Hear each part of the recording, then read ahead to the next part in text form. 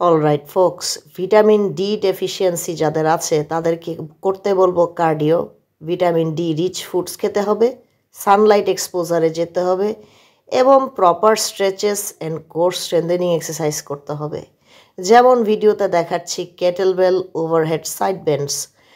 আপনারা কোরের ব্যায়ামগুলো করবেন। কোর বলতে আমরা পেট, অবলিক্স এবং আমাদের ওয়েস্ট লাইন বোঝাই, আমাদের লোয়ার ব্যাকটা বোঝাই। তো আমাদের অনেকের ভিটামিন ডি ডেফিসিয়েন্সির থেকে যেটা হয় সেটা হচ্ছে হাড্ডির ব্যথা, কোমরের ব্যথা, ব্যাকের ব্যথা। তো এইগুলার থেকে পরিত্রাণ পাওয়ার ওয়েই হচ্ছে ব্যায়াম করা এবং প্রপার স্ট্রেচিং করা। লাগলে ফিজিওথেরাপি নিতে হবে যদি এক্সট্রিম সিচুয়েশন হয়, এবং অবশ্যই আপনাদের খাওয়া খাদ্য ঠিক করতে হবে, সানলাইট এক্সপোজার নিতে হবে, যেটা বাঙালির নেয়ার অভ্যাসটা নেই, কারণ তারা মনে করে তারা কালো হয়ে যাবে। তো কি আর বলবো। এছাড়াও যেটা বলতে চাই সেটা হচ্ছে অফিসে যারা বসে থাকে তাদের জন্য রিভার্স ক্রাঞ্চের মতো কোর এক্সারসাইজগুলা ভালো। তারা তাদের ব্যাক স্ট্রং রাখতে, ব্যাক যেন দুর্বল হয়ে না যায়, ব্যাকের পেইন যেন না থাকে, সেগুলো তারা অ্যাভয়েড করতে এই ধরনের ব্যায়ামগুলো করতে পারে। যেমন 90 ডিগ্রি লেগ আপ, তারপরে ক্রাঞ্চেস। আমি এখানে মিনি ক্রাঞ্চেস দেখাচ্ছি, অল্প অল্প করে দেখাচ্ছি। কোরের এক্সারসাইজ এবং স্ট্রেচেস, কার্ডিও বলতে ওয়াকিং, ওয়েট ম্যানেজমেন্ট, এই জিনিসগুলোর দিকে খেয়াল রাখতে হবে। তো যাই হোক, লেগ রেইজ দিয়ে আমরা শেষ করে চলে যাব stretches for lower back pain relief. Lower back pain অনেক সময় কিন্তু দেখা যায় যে আপনার কোনো অ্যাক্সিডেন্ট না হয়ে থাকলে অনেক সময় দেখা যায় এক্সেস ওয়েটের কারণে লোয়ার ব্যাক পেইন হয়। তো ব্যাক পেইন যেন না আসে সেজন্য আমার ব্যাককে স্ট্রং করতে হবে, শরীরকে স্ট্রং করতে হবে, এবং আমাকে আমার ওয়েটটা যাতে ঠিক থাকে সেই দিকে লক্ষ্য রাখতে হবে। Moving on, this is the cobra stretch. ব্যাকের পক্ষে বেশ ভালো। আপনারা এই স্ট্রেচটা করবেন। এরপর যেটা করবেন সেটা হচ্ছে ক্যাট কাউ, কেউ বলে এটাকে ক্যাট ক্যামেল। এটা ব্যাকের স্পাইনের পক্ষে খুব ভালো।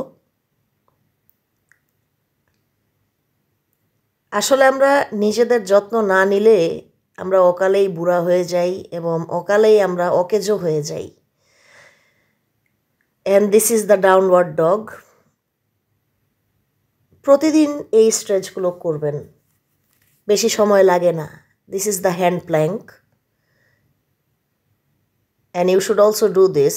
Sit down and hold your ankles, seated ankle hold. 10 বার কাউন্ট করে আবার আরেকবার করবেন। যেহেতু সেট দুটো, আপনারা চাইলে সেট বাড়িয়ে নিতে পারেন বা 10-এর জায়গায় 15টা করে করতে পারেন। And this is the seated torso twist stretch. এটাতে ব্যাকের একটা ট্রাঙ্কের একটা টুইস্ট হয় এবং ভালো একটা স্ট্রেচ হয়।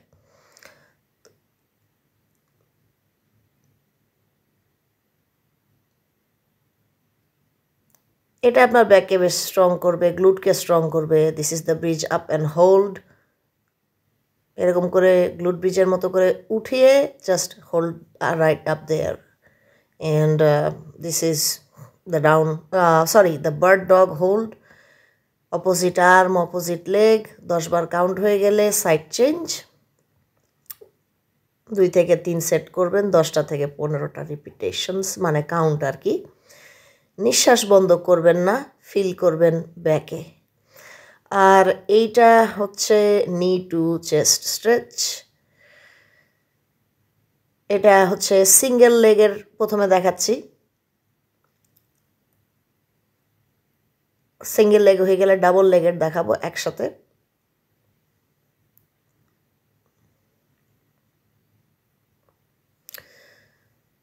Moving on, here's the child's pose. আপনারা চেষ্টা করবেন এই স্ট্রেচগুলো ডেইলি করার।